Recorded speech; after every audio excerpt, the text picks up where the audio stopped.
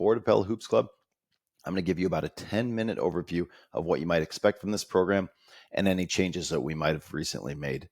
I also want to take a quick second to thank everybody that's been responsible for Pella Hoops Club in the past and is currently helping us out. This would not be possible without a bunch of great volunteers. Okay, let's jump into this presentation.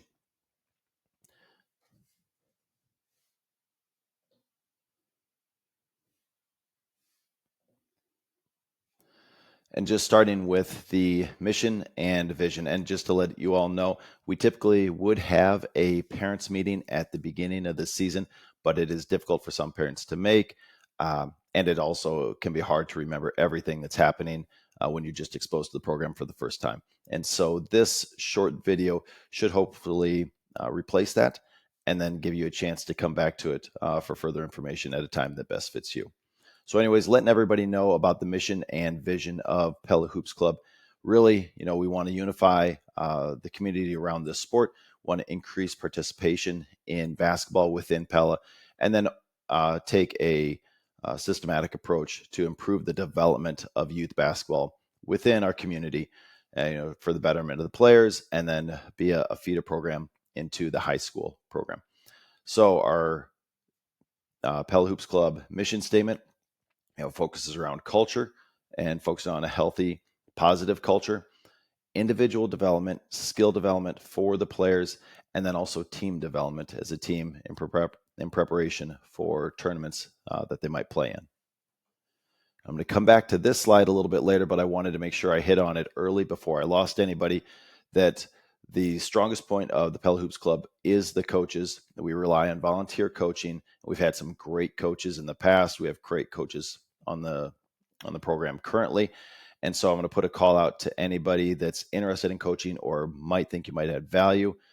Please reach out to us, sign up, register to be coaches. Like I said, it's typically some of the highest scores that we get on our end of season survey, and it certainly wouldn't be possible. It certainly makes the program for the kids.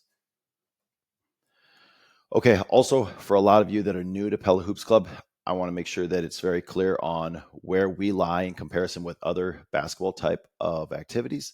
So you have local programs that might be just community-based programs, rec programs that allow youth to just get exposure to the game of basketball. And you have the other scale, which might be like your All Iowa Attack, your very advanced traveling clubs that are, flying across the country. We sit in between those.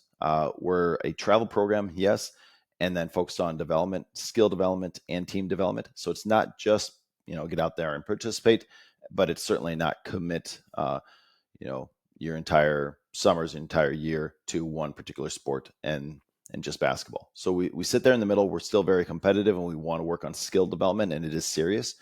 But at the same time, it's community focused, and it has that focus of wanting culture, player development, and fostering good attitudes within the kids. Okay, for eligibility for Pella Hoops Club, this is a feeder program within the high school. We get a lot of benefits from the Pella public school system. And so you have to be enrolled in the Pella public school system for the 24-25 school year, or you could be homeschooled just with the intent of enrolling in Pella community schools in the future. This is for 3rd grade through 8th grade in the coming year. And if there are any exceptions, we have looked for those in the past. It's certainly an exception, it's not the rule. But if we do need to fill out a roster to make a team and to actually have a team for the rest of the players, that we have made an exception of pulling in an individual in those cases.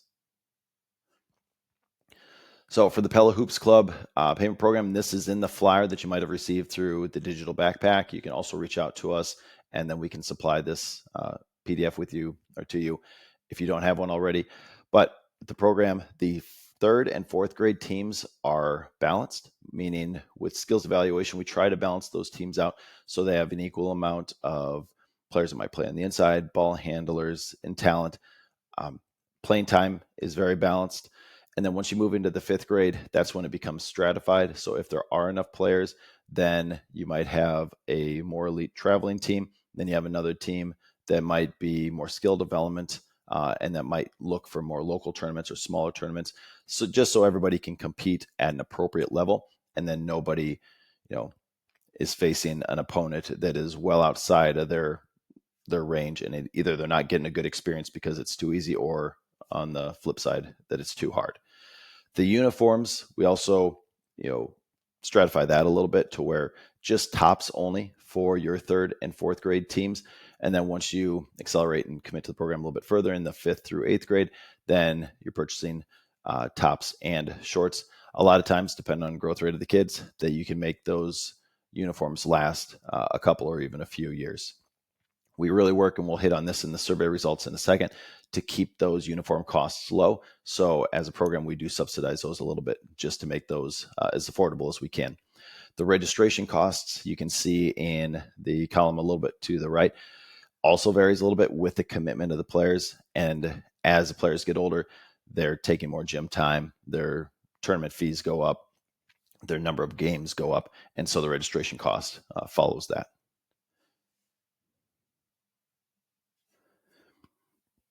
At the end of every year, we do a survey out to all the Pella Hoops Club's parents and ask for feedback on a multitude of different items. This is just a snapshot from the survey that we sent out at the end of the 23-24 season. So probably one of the highest response rates that we've ever received before, 123 responses. Two of the highest points all dealt within communication. So getting back to the coaches again, that you really make the program for everyone else. So practice communication, game communication, just overall communication was great. And so I can't emphasize that enough. If you are a coach, that the over communication is a benefit, even though I know it can get hard, especially when tournaments shift and change, and you obviously have your daily life on the side of this. Some of the lower points that we're working on addressing: uniform fees are sometimes a concern in these surveys, and we're always addressing that with the subsidizing part of the fees. Tryouts, we have the skills evaluation in August, and we're always working to optimize on how to make that better. And then gym scheduling is just a challenge in this town. It is in most towns. And obviously, if you're familiar with what's going on with the rec center here in the town, that's something that we're looking into, and trying to be creative on our side from a Pella Hoops Club side on how to just get better with gym scheduling. So kids have more time in the gym and they don't have to practice too late. So from a cost standpoint, we do have a scholarship program. If you're in need of a scholarship program, we can do a multitude of items. Reach out to us. $100 reduction in fees if you're eligible for free or reduced lunches at the program. And then also, if you've got multiple kids within the program, there's $50 off for each additional child within the program. Make sure you just note that as you register for Pella Hoops Club. We really work to keep these fees very competitive. Just for comparison, across the bottom of the screen, you can see how we stack up against other similar school feeder type of programs. And obviously, because we sit between the rec and the elite traveling programs, we're obviously going to be in between that, but we're much closer to probably the rec cost structure than we certainly are for the all Iowa tax or beyond balls.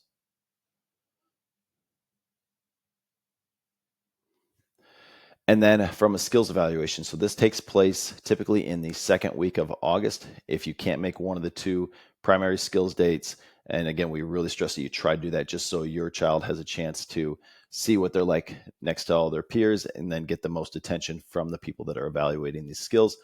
Try to make those two dates. If at all not possible, because I know there's a lot of vacation and travel that might happen in August, we do have one makeup date that's typically the following Monday. But skills evaluation, like I mentioned, in August, we look at the skills that we can evaluate then, but we also take a broader look at what position do they play, what is their prior experience, what is their overall attitude, makes a large difference, and what skill levels have they exhibited in prior years, if we've had them in prior years on previous Pella Hoops Clubs teams.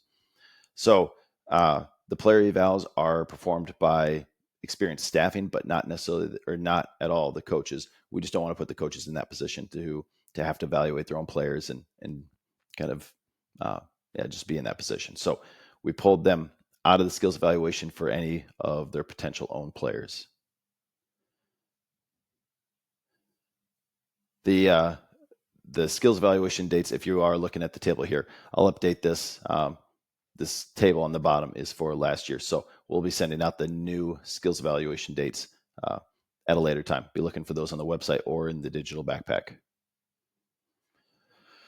Team construction. So what I mentioned is once we start in 5th grade, that we start to stratify the teams. And this is always a tough spot. I know I've coached my 2 daughters' teams so far, and it's a challenging spot to be in because you want the teams always to be together. You want the players to be together. But at the same time, once you go to tournaments, it doesn't benefit a more developing player to be faced against an elite team where they're not adding any value and they're frankly just kind of bottled and scared about what they're doing. You want them to be able to be challenged and then have the confidence to have some success within those games. So it's something that we always try to balance and try to find the right mix. And that's why we have currently the split that we do in 5th grade. If there are 2 or more teams within a grade after 5th grade, like we said, we'll be stratified. But there is the option that if there's 3 or more teams within a grade after 5th grade, that we could possibly balance the second and the third team in order to really give them the best experience, and ball handlers. That's usually the challenge once you get to that age, that you need some ball handlers on different teams. And so we try to do that the best we can when we do team construction. And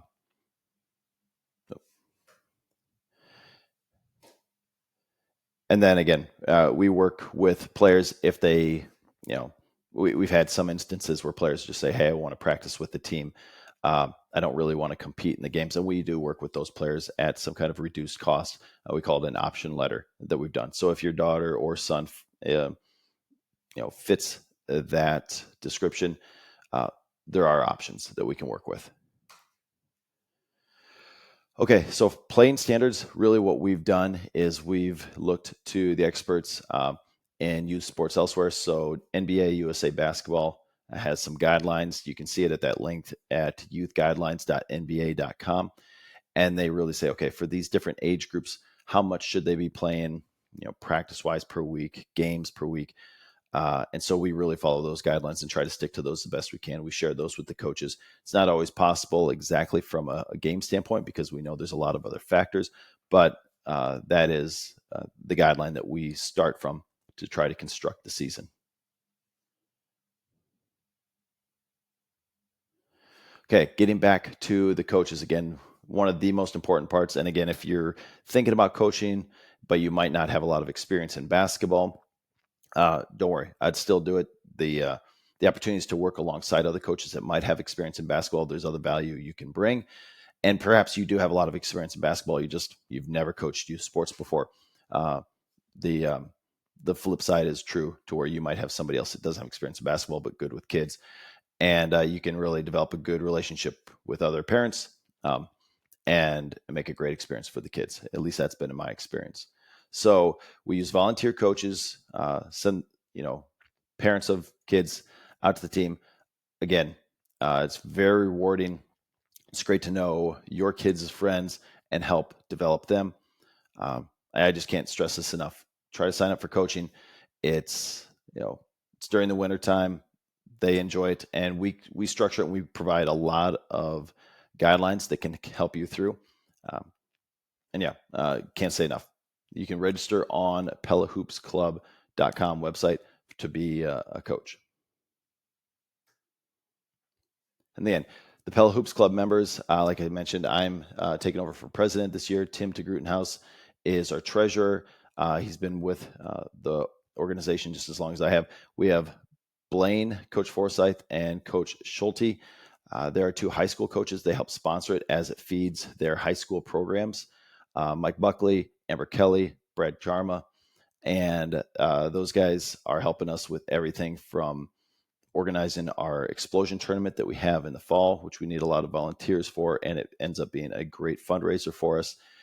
Uniforms, which are very complicated to take care of, and then and just the construction of coaches, teams, and everything that goes along with being on this board.